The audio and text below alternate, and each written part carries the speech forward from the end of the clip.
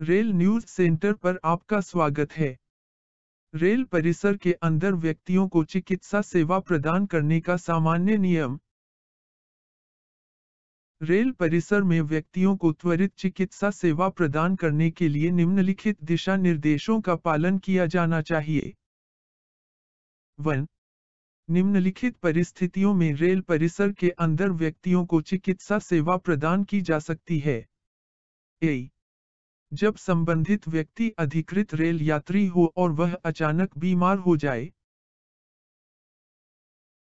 इस संदर्भ में रेल विधिक रूप से उत्तरदायी नहीं है, क्योंकि टिकट क्रय करने से रेल यात्री को मार्ग में रेल से निःशुल्क चिकित्सा सहायता प्राप्त करने का अधिकार प्राप्त नहीं हो जाता है। रेल कर्मचारियों को, फिर भी, मानवीय आधार पर ऐसे रेल यात्री को चिकित्सा सहायता प्रदान करने में सहायता प्रदान करना चाहिए। इस प्रकार के मामले में रेल यात्री और चिकित्सक के बीच का संबंध रोगी और चिकित्सकीय परिचारक का संबंध माना जाए, चाहे वह रेल से संबंधित हो अथवा नहीं। रेल चिकित्सक इस प्रकार के यात्रियों को चिकित्सा सहायता प्रदान करने के लिए उनसे नियमानुसार अनुमत शुल्क प्राप्त कर सकते हैं। बी. जब संबंधित व्यक्ति अद्विकरित रेल यात्री हो और वह ऐसी दुर्घटना में घायल हो जाए जिसके लिए रेल उत्तरदायी न हो। इस संदर्भ में दुर्घटना के समय किसी यात्री द्वारा यह ठीक मूल्यांकन करना संभव नहीं हो सकता है कि एक दुर्घटना विशेष के लिए रेल उत्तरदायी है अथवा नहीं। इसके अतिरिक्त यह निर्धारित करना संभव नहीं हो सकता है कि घायल व्यक्ति वास्तव में एक अधिकृत यात्री है अथवा अनाधिकार प्रवेशक, ट्रेसपासर। फिर भी, यह स्पष्ट है कि मानवीय आधार पर उसे बिना चिकित्सकीय सहायता प्रदान किए छोड़ा नहीं जा सकता है। इस प्रकार के मामलों में भी, किसी प्रकार के भ्रम अथवा जटिलता से बचने की दृष्टि से चिकित्सकीय सहायता का वहन रेल द्वारा किया जाना चाहिए। प्रथम दृष्टया, इसका लागत रेल द्वारा वहन किया जाना चाहिए और जब स्थितियां अनुकूल हों तो रेल संबंधित पक्षकार से व्यय की गई राशि को वसूल सकती है। सी. जब संबंधित व्यक्ति अद्विकरित रेल यात्री हो और वह ऐसी दुर्घटना में घायल हो जाए जिसके लिए रेल उत्तरदायी हो। इसके संदर्भ में व्यक्तियों को चिकित्सा सेवा प्रदान करने की लागत का वहन रेल द्वारा किया जाएगा। डी. जहां संबंधित व्यक्ति उचित रेल टिकट न होने के कारण अथवा समुचित रेल टिकट रखते हुए सार्वजनिक प्रवेश के लिए प्रतिबंधित रेल परिसर में प्रवेश करने के कारण अनाधिकार प्रवेशक, ट्रेसपासर हो। इसके संदर्भ में मूल प्रक्रिया वही है जैसा कि उपर्युक्त बी एवं सी में निरूपित है, क्योंकि व्यक्ति का अनाधिकार प्रवेशक, ट्रेसपासर होना विवाद से परे नहीं हो सकता है। मानवीय आधार पर चिकित्सा सहायता उपलब्ध कराना स्टेशन मास्टर का उत्तरदायित्व है, किंतु जब रेलवे पुलिस उपलब्ध हो तो वह निकटस्थ रेल पुलिस पदाधिकारी से आवश्यकतानुसार चिकित्सालय भिजवाने के संबंध में मामले के निस्तारण हेतु सहायता ले सकते हैं। 2. व्यय की गई राशि की वसूली के लिए निम्नलिखित प्रक्रिया अपनाई जाए जिसमें परिवहन तथा चिकित्सा बिल दोनों शामिल हों। ए. IRCM के पैरा 2425 के मद संख्या 15 के अनुसार छोटे स्टेशनों पर जहां एम्बुलेंस उपलब्ध नहीं है, दुर्घटना होने पर बीमार और घायल व्यक्ति को अस्पताल ले जाने हेतु परिवहन लागत के लिए स्टेशन आय से निकासी की अनुमति दी जा सकती है। बी. घायल व्यक्तियों को रेलवे अस्पताल से सिविल अस्पताल ले जाने की व्यवस्था चिकित्सा विभाग द्वारा की जाएगी तथा इस संबंध में देय प्रभार चिकित्सा विभाग के नामे लिखा जाएगा। सी. व्यावसायिक गैर रेलवे चिकित्सकों की उपस्थिति की व्यवस्था स्टेशन मास्टर द्वारा की जानी चाहिए। चिकित्सकों को 2 प्रतियों में बिल प्रस्तुत करने का परामर्श दिया जाना चाहिए जिसमें उनके द्वारा उपचार किए गए चोट का विस्तृत विवरण होना चाहिए। बिल प्राप्त करने के पश्चात स्टेशन मास्टर द्वारा इसे मंडल रेल प्रबंधक को इस आशय के रिपोर्ट के साथ अग्रसारित किया जाना चाहिए कि मामले की परिस्थिति अनुसार रेल उस प्रभार को वहन करे अथवा इसे संबंधित यात्री से वसूलने का प्रयास किया जाना चाहिए।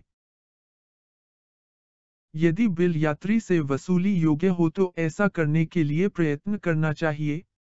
लेकिन यदि यह संभव न हो तो चिकित्सक को सीधे विषम मूल्यधि के माध्यम से भुगतान कराने की व्यवस्था के लिए मंडल रेल प्रबंधक द्वारा प्रभारी चिकित्साधिकारी को अग्रसारित किया जाना चाहिए। बिल के सत्यापन में चिकित्सालय प्रभारी मंडल के स्थिति की गंभीरता, चोट के प्रकार तथा चिकित्सकों द्वारा मरीज के देखरेख में लगे समय पर विचार किया जाना चाहिए। डी। मरीज की चिकित्सा तथा परिवहन पर हुए व्यय प्रभारों की वसूली को माफ करने की शक्ति का प्रयोग मंडल रेल प्रबंधक द्वारा किया जाएगा। संबंधित स्टेशन मास्टर द्वारा मंडल रेल प्रबंधक को विस्तृत विवरण प्रस्तुत किया जाना चाहिए तथा उन परिस्थितियों का कारण सहित उल्लेख किया जाना चाहिए जिसके अंतर्गत वसूली प्रभावित नहीं की जा सकती। ऐसे मामले में जहां चिकित्सा सुविधा तथा परिवहन की व्यवस्था प्रथम दृष्टया पुलिस द्वारा उपलब्ध कराई गई हो तो लागत के वहन करने का उत्तरदायित्व पुलिस की होगी। 3. स्टेशन मास्टर द्वारा सभी मामलों में त्वरित प्राथमिक चिकित्सा सुविधा सुनिश्चित कराने के उद्देश्य की पूर्ति हेतु इस नियमावली के पैरा 402 के अनुसार उपलब्ध चिकित्सा सुविधाओं की एक अद्यतन सूची तैयार रखी जाएगी। 4.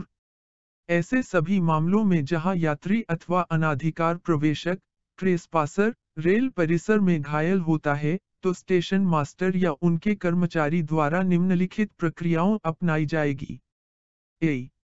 जब कोई यात्री अथवा अन्य व्यक्ति रेल परिसर में घायल हो जाता है तो उसे दक्ष व्यक्ति द्वारा तत्काल प्राथमिक चिकित्सा दी जानी चाहिए तथा यथाशीघ्र उसे निकटतम अस्पताल भिजवा दिया जाना चाहिए। बी.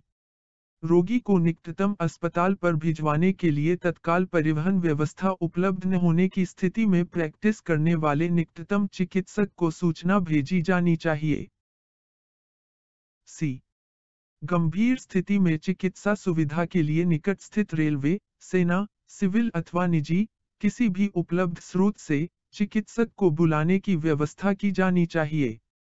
मरीज को प्राथमिक चिकित्सा सुविधा देने के पश्चात यदि यथोचित समय में किसी योग्य डॉक्टर को बुलाना संभव न हो तो अविलंब स्थिति की गंभीरता का ध्यान किए बिना उसे निकटस्थ चिकित्सालय भेज दिया जाना चाहिए। डी. यदि दो स्टेशनों के बीच खंड में कोई यात्री अथवा अनाधिकार प्रवेशक ट्रेसपासर गंभीर दुर्घटनाग्रस्त हो जाता है जहां कोई चिकित्सालय उपलब्ध नहीं है तो उसे प्राथमिक चिकित्सा प्रदान करने के पश्चात संबंधित गाड़ी द्वारा ले जाना चाहिए। ऐसी स्थितियों में कंट्रोल फोन के माध्यम से डिस्पेंसरी अथवा चिकित्सालय में स्थानांतरण के लिए निकटस्थ रेलवे, सिविल अथवा मिलिट्री अस्पताल के डॉक्टर को स्ट्रेचर अथवा एम्बुलेंस के साथ पीड़ित को ले जाने वाली गाड़ी के पहुंचने से पूर्व उपस्थित रहने की व्यवस्था सुनिश्चित की जानी चाहिए। व्यक्ति के मृत प्रतीत होने पर भी उसकी जांच करने तथा परामर्श देने के लिए चिकित्सक को बुलाया जाना चाहिए। यदि चिकित्सक पाता है कि जीवन समाप्त नहीं हुआ है तो उसके द्वारा फौरन चिकित्सकीय सहायता प्रदान की जानी चाहिए तथा पैरा 4 के मद सी तथा डी के अनुसार अगली कार्रवाई की जानी चाहिए। एफ. रेलवे दुर्घटना में सम्मिलित घायलों शवों को रेलवे स्टेशन अथवा अस्पताल ले जाने के लिए उपयोग में लाए गए लाइसेंसी कुलियों को घायलों शवों को स्ट्रेचर पर दुर्घटना स्थल से रेलवे स्टेशन, गाड़ी अथवा अस्पताल तक ढोने के लिए दूरी को ध्यान में रखे बिना निर्धारित दर से भुगतान किया जा सकता है। वीडियो को अंत तक देखने के लिए धन्यवाद।